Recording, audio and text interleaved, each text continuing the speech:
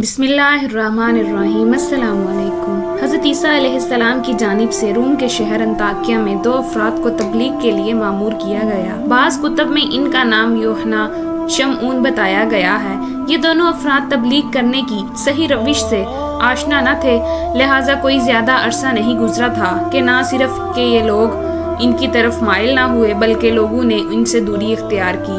بادشاہ کے حکم سے ان دونوں کو گرفتار کر کے بت کدے کے ایک زندان میں قید کر دیا گیا۔ حضرت عیسیٰ علیہ السلام کو جب یہ خبر ملی کہ ان دونوں افراد کی تبلیغ بے نتیجہ رہی اور بادشاہ نے ان دونوں کو زندان میں ڈال دیا ہے، تو انہوں نے اپنے خاص و وسیع جمہوریت الصفا، جو کہ ایک تجربے کار اور ماہر مبلغ تھے، ان دونوں کی نجات اور انطاکیہ کے لوگوں کو راہ راست کی طرف دعوت دینے اور بتوں سے دوری کی تبلیغ کرنے کے لیے بھیجا۔ وہ انتہائی سنجیدگی، تدبر اور دلکش طریقے سے شہر میں داخل ہوئے اور آغاز میں یوں اعلان کیا: میں اس شہر میں مسافر ہوں، میں نے ارادہ کیا ہے کہ بادشاہ کے خدا کی پرستش کروں۔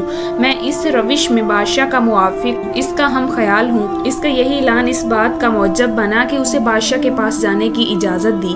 بادشاہ نے حد سے بڑھ کر اس کا استقبال کیا اور اس کے طریقہ کار سے خوش ہوا اور حکم دیا کہ اسے انتہائی ادب و احترام سے بت کدے میں ٹھہرایا جائے۔ جناب شمعون اس شہر کی عمومی عبادت گاہوں میں بتوں کو دیکھنے کے لیے بت کدے میں داخل ہوئے۔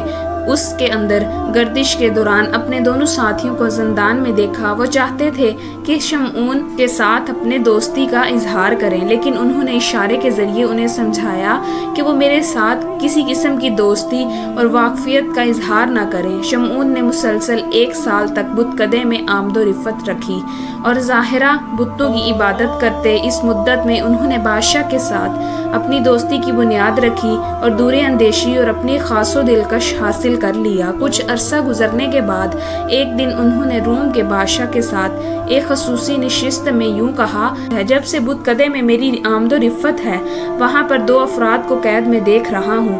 اب میں آپ کی اجازت سے یہ پوچھنا چاہتا ہوں کہ انہیں کس وجہ سے زندان میں بند کیا گیا ہے۔ بادشاہ نے کہا: ان دونوں افراد نے اس شہر میں فتنہ فساد کا جال پھیلا رکھا تھا۔ ان لوگوں کا دعویٰ ہے کہ جہان کو خلق کرنے والے ان بتوں کے علاوہ خدا کوئی اور ہے۔ بس اس فتنہ فساد سے محفوظ رہنے کے لیے میں نے ان دونوں کو قید میں ڈال دیا ہے۔ شمعون نے کہا: انہوں نے بتوں کے علاوہ کسی اور خدا کی خدائی کا کیسے دعویٰ کیا ہے؟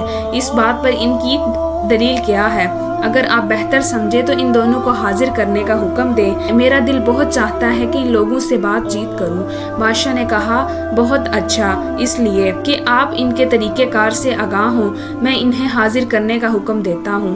بس بادشاہ رون کی اجازت اور حکم سے ان دونوں قیدیوں کو حاضر کیا گیا۔ شمعون نے بادشاہ کی موجودگی میں ان کے ساتھ اپنی گفتگو کا آغاز یوں کیا: بڑی حیران کن بات ہے، کیا دنیا میں بت کدے میں موجود خداؤں کے علاوہ کوئی اور خدا بھی ہے؟ قیدیوں نے کہا: ہاں، ہم خدائے آسمان و زمین کے موت کے تھے، وہ خدا جو بہار کے موسم میں صحراؤں کو سرسبز و شاداب کر دیتا ہے اور خزاں میں یہ سرسری و شادابی چھین لیتا ہے۔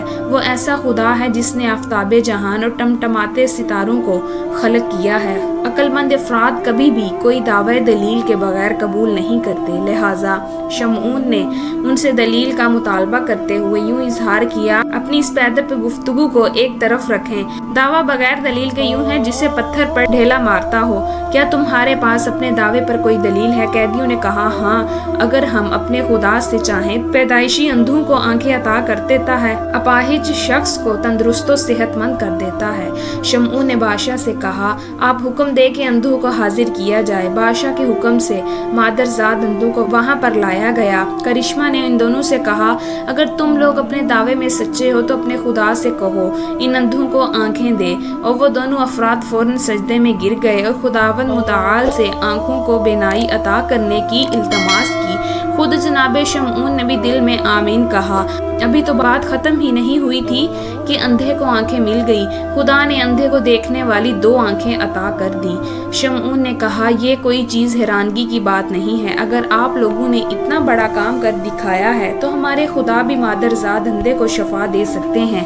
اس بات پر بادشاہ نے شمعون سے کانا پھنسی کی کہ ہمارے خدا کسی کو کوئی نفع نقصان نہیں پہنچا سکتے، وہ ہرگز اندھے کو شفا دینے پر قادر نہیں ہے۔ شمعون کے حکم سے ایک اندھے کو لایا گیا، شمعون نے دعا دی، اندھے کو شفا مل گئی۔ اس کے بعد ان دونوں کی طرف متوجہ ہو کر حجتن بحجت، دلیل پر دلیل ہے، آپ کے خدا نے اندھے کو شفا دی ہے اور ہمارے خداوند نے ایسا ہی کیا ہے۔ قیدیوں نے کہا ہمارا خدا اپاہج افراد کو شفا دیتا ہے۔ ایک اپاہج شخص کو لایا گیا، ان دونوں کی دعا سے اسے شفا مل گئی۔ شمعون کے حکم سے ایک اور اپاہج شخص کو لایا گیا، شمعون نے دعا کی، اسے بھی شفا مل گئی۔ قیدیوں نے کہا ہم ابن خدا سے مردوں کو زندہ کرتے ہیں۔ شمعون نے کہا اگر آپ لوگ واقعی مردوں کو زندہ کریں تو میں بادشاہ کی اجازت سے آپ کے خدا پر ایمان لے آؤں گا۔ بادشاہ نے بھی فوراً کہا اگر وہ مردہ کو زندہ کریں تو میں بھی ان کے خداؤں کا موت کے ہو جاؤں گا۔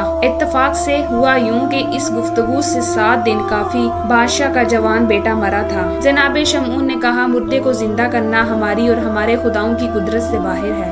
اگر آپ کا خدا بادشاہ کے مردے بیٹے کو زندہ کرنے پر قادر ہو تو میں اور بادشاہ آپ کے خدا کے موقد ہو جائیں گے۔ وہ دونوں افراد عبادت کے لیے آمادہ ہوئے، سجدے میں گئے اور خلوص دل کے ساتھ خدا کی بارگاہ میں مردہ جوان کے زندہ ہونے کی دعا مانگی۔ جناب شمعون نے سچے دل کے ساتھ خدا سے مدد مانگی۔ ان دونوں نے کچھ لمحوں کے بعد اپنے سر سجدے میں اٹھائے اور کہا کسی کو قبرستان میں بھیجیں، وہاں سے کوئی خبر لے کر آئے۔ بادشاہ کے بھیجے ہوئے افراد قبرستان گئے، کیا دیکھتے ہیں کہ بادشاہ کا بیٹا قبر سے نکل کر اپنے بدن سے مٹی جھاڑ رہا ہے۔ اسے شاہ کے پاس لائے۔ جب شاہ کی نگاہ اپنے فرزند دلبند پر پڑی، اٹھ کر گلے لگایا اور کہا اے میرے بیٹے مجھے اس واقعے کی تفصیل بتاؤ۔ بیٹے نے کہا بابا جان، جب موت نے مجھے آ لیا تو میں سخت عذاب میں گرفتار تھا۔ میں نے آج 2 افراد کو دیکھا کہ انہوں نے سجدے میں جا کر خدا سے میرے زندہ ہونے کی دعا کی، اللہ تعالیٰ نے مجھے ان کی دعا سے زندہ کیا۔ بادشاہ نے کہا اگر ان دونوں افراد کو دیکھو گے تو پہچان لو گے؟ بیٹے نے کہا ہاں میں بالکل انہیں پہچان لوں گا۔ شاہ نے کہا تمام لوگ صحرا میں جائیں اور اس زندہ شدہ جوان کے سامنے سے گزریں تاکہ معلوم ہو سکے کہ بادشاہ کا بیٹا ان 2 افراد کو پہچان سکتا ہے یا نہیں۔ تمام لوگ شہزادے کے سامنے سے گزرنے لگے۔